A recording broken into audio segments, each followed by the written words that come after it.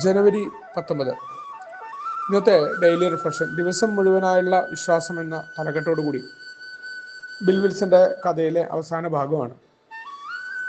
മദ്യാസക്തനെ സംബന്ധിച്ചിടത്തോളം എനിക്ക് പരാജയങ്ങൾ, ഇന്ന കാര്യങ്ങളുണ്ട്, എൻ്റെ ജീവിതത്തിൽ ഇത്തരത്തിലേക്ക് കുഴപ്പങ്ങൾ ഉണ്ടായിട്ടുണ്ട്, അല്ലെങ്കിൽ ഇന്നിപ്പോൾ പോയിക്കൊണ്ടിരിക്കുന്ന ഈ ജീവിതത്തിൽ എനിക്ക് പല ദുർബലതകളും കുഴപ്പങ്ങളും ഉണ്ട് എന്ന് സമ്മതിക്കാൻ തയ്യാറാവണമെന്നാണ് ആദ്യമായിട്ട് പറഞ്ഞത്.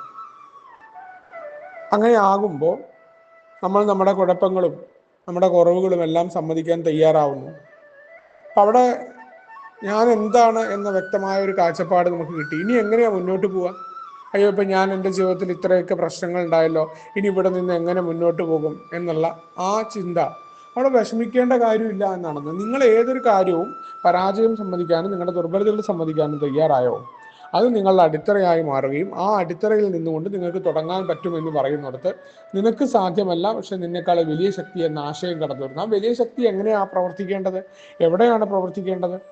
മറ്റു മനുഷ്യരുമായിട്ടും സാഹചര്യങ്ങളുമായിട്ടും ഇടപെടുന്ന മദ്യാസക്തനെ അവിടങ്ങളിലെല്ലാം, ഒരു മദ്യാസക്തൻ്റെ ഏറ്റവും വലിയ കുഴപ്പം എന്ന് പറയുന്നത് പലപ്പോഴും വീട്ടിൽ നിന്ന് തുടങ്ങി വീട്ടിലെ വേണ്ടപ്പെട്ട ആളുകളുടെ പെരുമാറ്റം അത് വേണ്ട രീതിയിലായില്ല, അവർ വേണ്ട രീതിയിൽ എന്നെ പരിഗണിക്കുന്നില്ല, ഞാൻ പറഞ്ഞത് ആരും കേൾക്കുന്നില്ല, എന്നെ ആർക്കും മനസ്സിലാവുന്നില്ല എന്ന് തുടങ്ങിയ പരാതികൾ പറയുന്ന മദ്യാസക്തൻ മറ്റുള്ളവർ ഏതൊക്കെ രീതിയിൽ പെരുമാറിക്കോട്ടെ, അവരുടെ സ്വഭാവം ഏതൊക്കെ രീതിയിൽ നമ്മളോട് മോശമായിട്ടായിക്കോട്ടെ, അതൊന്നും തന്നെ നമ്മളെ ഉലയ്ക്കാതെ, അതല്ലെങ്കിൽ നമ്മളെ അഗാധമായി അസ്വസ്ഥതപ്പെടുത്താതെ നമ്മളാണ് മാറേണ്ടത് എന്ന ബോധ്യത്തിൽ മാറ്റം വരുന്ന ഒന്നാണ്.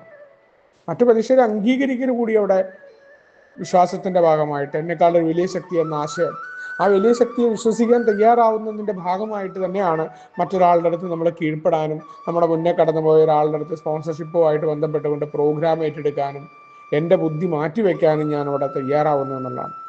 ബില്ല് വളരെ കൃത്യമായിട്ട് പറയുന്നുണ്ട്. നമ്മുടെ ലൗകികമായ ഭാവവും സ്വഭാവലാകവും വളരെ ഞെട്ടിപ്പിക്കുന്നതാണ്. അതാണ് അതിന് തൊട്ട് മുന്നേ പറയുന്നത്. പക്ഷെ ആൽക്കഹോളിക്സ് അനോണിമസിൽ ഓരോ അംഗവും പ്രവർത്തിക്കുന്ന വളരെ ആത്മാർത്ഥമായിട്ടാണ്. തൻ്റെ ജീവിതം ഏതൊക്കെ രീതിയിൽ അനിയന്ത്രിതമായിരുന്നു എന്ന് തിരിച്ചറിയുന്ന ഒരു മദ്യാസക്തനെ സംബന്ധിച്ചിടത്തോളം ആ മദ്യാസക്തൻ മറ്റു മനുഷ്യരുടെ സഹായത്തോടു കൂടി മറ്റു മനുഷ്യരെ അംഗീകരിക്കാൻ തയ്യാറാവുന്നത് കൂടിയാണ് എയുടെ മീറ്റിംഗ്. അങ്ങനെ ആകുമ്പോൾ ഞാനത് വിശ്വസിക്കാൻ ആഗ്രഹമുണ്ട് എന്ന് പറയുന്നു. ആ വിശ്വാസം നമ്മളിലൂടെ പ്രവർത്തിക്കേണ്ടതുണ്ട്. അപ്പോൾ ആ പ്രവർത്തനം എന്ന് പറയുന്നത് എന്താണ്? ജീവിതം ഇതുവരെ പോയിരുന്ന ജീവിതം കൃത്യമായ രീതിയിലല്ല. അതിന് കാരണം എൻ്റെ അനിയന്ത്രിതമായ രീതിയിലുള്ള ചിന്തകളാണ്. ചിന്തകളെ നിയന്ത്രിക്കാൻ പറ്റുന്നില്ല. അപ്പം അതിന് നിയന്ത്രണം വരുത്താനുള്ള തുടക്കം ഞാൻ തുടങ്ങേണ്ടതുണ്ട്. ആ തുടക്കമാണ് എൻ്റെ കുഴപ്പങ്ങളും ദുർബലതകളും തിരിച്ചറിയുക എന്നത്. ഇനി ആ തിരിച്ചറിവിൽ നിന്ന് അത് മറ്റൊരാളുമായിട്ട് നമ്മൾ പറഞ്ഞ് മാറാനുള്ള ആഗ്രഹം പ്രകടിച്ച് അതിനായിട്ടുള്ള പ്രവർത്തനങ്ങൾ തുടങ്ങുന്ന ഇടം കൂടിയാണ് ഒന്നാമത്തെ പടി എന്ന് പറയുന്നത്. അപ്പോൾ ജീവിതത്തിൽ ഇതുവരെ ഞാൻ പ്രവർത്തിച്ചുകൊണ്ടിരിക്കുന്ന രീതി ശരിയല്ല, ഇനി ഇവിടെ നിന്ന് ആരംഭിക്കേണ്ടതുണ്ട്. ആൽക്കഹോളിക്സ് അനോണിമസ് എന്ന് പറയുന്ന, അല്ലെങ്കിൽ എയുടെ പ്രോഗ്രാം എന്ന് പറയുന്നത് ഒരു ജീവിത രീതി മുന്നോട്ട് വെക്കുന്ന ഒന്നാണ്. ആ ജീവിത രീതി എങ്ങനെയാണ്? പണ്ടത്തെ അതേപോലെ ഞാൻ വിട്ടുതരത്തില്ല, ഇനി ഞാൻ അങ്ങനെ ചെയ്യില്ല, അല്ലെങ്കിൽ ഒരാൾ പറഞ്ഞാൽ 10 ഞാൻ മറുപടി പറയും, ഇതല്ല. മറിച്ച് വളരെ കൃത്യമായി മറ്റു മനുഷ്യരെ ഉൾക്കൊണ്ടുകൊണ്ട്, ചില കാര്യങ്ങൾ വിട്ടുകൊടുത്തുകൊണ്ട്, ചില കാര്യങ്ങൾ നമുക്ക് അഭിപ്രായം പറയാൻ പറ്റിയിരുന്ന സ്ഥലങ്ങളിൽ അഭിപ്രായം പറയാതെ മാറി നിന്നുകൊണ്ട്, മറ്റുള്ളവരുടെ മത്സരത്തിന് നിൽക്കാതെ മാറിപ്പോകുന്ന ഒന്നാണ്. അതല്ലാതെ ഞാൻ ആരാ മോൻ എന്ന ഭാവത്തിൽ അടിക്കടിക്ക് ഞാൻ ഭയങ്കര സംഭവമാണെന്നുള്ള വർത്താനം പറയുകയും ആ ഈഗോയുമായിട്ടാണ് അത് ഏത് തരത്തിലുള്ള മത്സരം ഞാൻ ഉണ്ടാക്കി കഴിഞ്ഞാലും അത് ജീവിത രീതിയല്ല. കാരണം ജീവിതത്തിന്റെ എല്ലാ കാര്യങ്ങളിലും അതെൻ്റെ വീട്ടിൽ പ്രാവർത്തികമാക്കി തുടങ്ങിക്കൊണ്ട് സമൂഹത്തിലും ആൽക്കഹോളിക്സ് അനോണിമസിന്റെ മീറ്റിങ്ങിലും പ്രാവർത്തികമാക്കണം. വിശ്വാസത്തെക്കുറിച്ച് ഞാൻ പല രീതിയിൽ സംസാരിക്കുകയും എനിക്കൊരു മീറ്റിങ്ങിൽ മര്യാദയ്ക്ക് 1 മണിക്കൂർ ഇരിക്കാൻ പോലും പറ്റുന്നില്ലെങ്കിൽ ഏത് വിശ്വാസം, ഏത് വലിയ ശക്തിയെക്കുറിച്ചാണ് ഞാൻ പറയുന്നത് എന്നുള്ളതാണ്. വിശ്വാസം പ്രവർത്തിക്കേണ്ടതുണ്ട്. കുടിക്കാതിരിക്കൽ മാത്രമാണോ? മറ്റു മനുഷ്യരെ അംഗീകരിക്കുക, മറ്റു മനുഷ്യരെ കേട്ടിരിക്കാൻ എന്നെ സാധ്യമാക്കുന്നത് പോലും ഈ വിശ്വാസത്തിന്റെ ഭാഗമാണ്. മറ്റുള്ളവരോട് ക്ഷമിക്കാൻ സഹായിക്കുന്നില്ല, ഞാൻ ക്ഷമിക്കില്ല, ഞാൻ ഒരു തരത്തിലും വിട്ടുതരില്ല എന്ന വാശിയിൽ സംസാരിക്കുന്നതാണ് വിശ്വാസം. ഇതെല്ലാം മാറ്റുന്നതാണ്.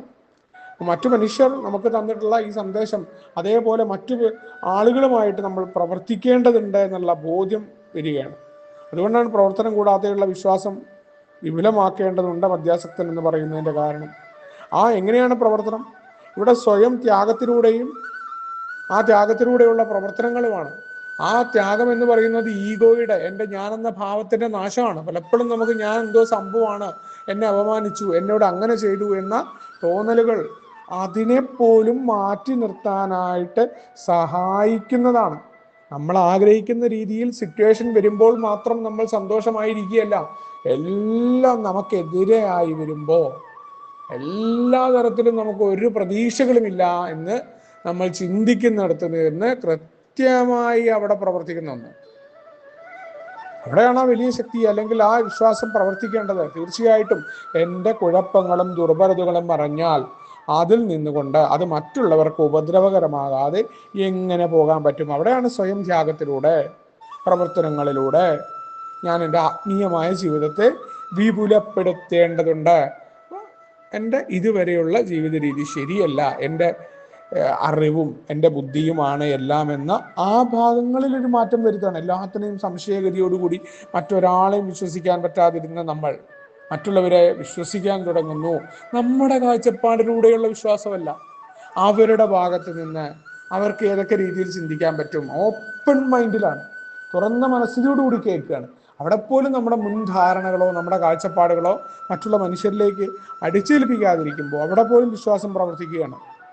അവിടെയാണ്, അപ്പോഴാണ് നമ്മൾക്ക് വനത്തിൻ്റെ ഒരു വനം കാണുമ്പോൾ ആ വനത്തിൻ്റെ സൗന്ദര്യം ആസ്വദിക്കാൻ പറ്റും. അല്ലെങ്കിൽ അതിൽ ഏതെങ്കിലും ഒരു ഉണങ്ങിയ കമ്പും ചില്ലയും കണ്ട് അത് മോശമാണെന്ന് പറയുന്ന പോലെ വ്യക്തിയുടെ കാര്യത്തിലും അത് തന്നെയാണ്. വ്യക്തിയുടെ ഏതെങ്കിലും മനുഷ്യസഹജമായിട്ടുള്ള ഏതെങ്കിലും ദോഷവശങ്ങളെക്കുറിച്ച് മാത്രം നമ്മൾ ആ വശങ്ങൾ കണ്ടുകൊണ്ടുള്ള പ്രശ്നങ്ങൾ നമുക്ക് ഉണ്ടാവില്ല. അവിടെയാണ് നമ്മുടെ ആത്മീയമായ ജീവിതം എന്ന് പറയുന്നത്. മറ്റു മനുഷ്യരെ ഉൾക്കൊള്ളുന്നതാണ് നമ്മുടെ ആത്മത്തിലേക്ക്. മറ്റു മനുഷ്യർ നമ്മളെപ്പോലെ ആഗ്രഹിക്കുന്ന രീതിയിൽ മാറിയിട്ടല്ല, അവരെങ്ങനെയാണോ ആ രീതിയിൽ അവരെ ഉൾക്കൊള്ളാൻ നമ്മളെ പ്രാപ്തമാക്കുന്നെന്തോ അതാണ് ആത്മീയമായിട്ട് നിൽക്കുന്നത്.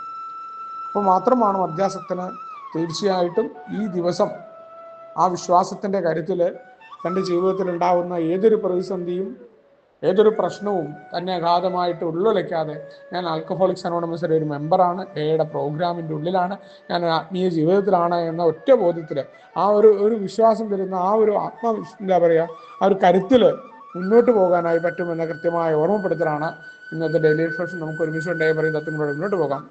ശുഭദിനം, സുപ്രഭാതം.